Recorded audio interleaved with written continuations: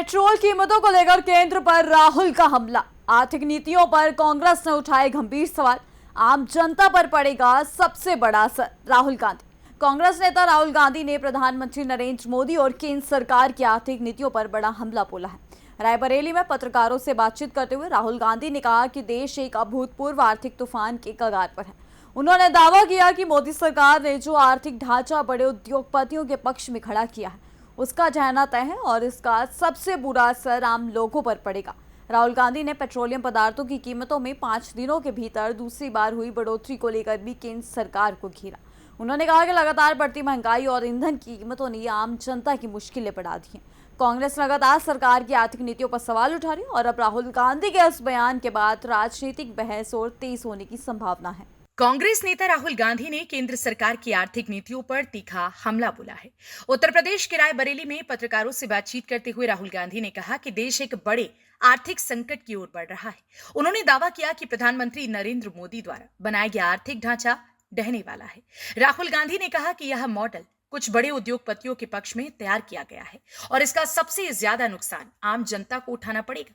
उन्होंने पेट्रोल और डीजल की बढ़ती कीमतों को लेकर भी केंद्र सरकार पर निशाना साधा। राहुल गांधी का कहना है कि लगातार महंगाई बढ़ रही है और आम आदमी की परेशानियां बढ़ती जा रही हैं।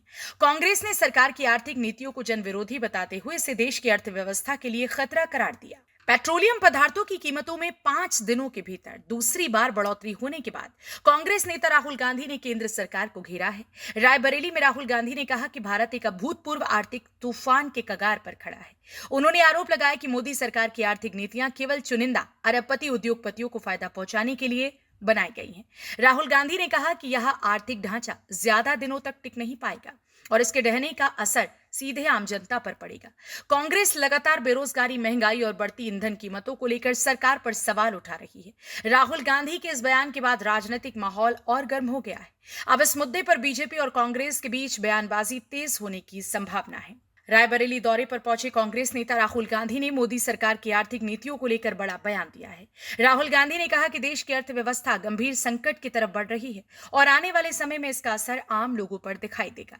उन्होंने कहा कि प्रधानमंत्री नरेंद्र मोदी ने जो आर्थिक मॉडल तैयार किया है वह कुछ बड़े उद्योगपतियों के हित में काम कर रहा है। राहुल गांधी का दावा है कि यह ढांचा जल्द ही ढह जाएगा और सबसे ज्यादा नुकसान गरीब और मध्यम वर्ग को होगा।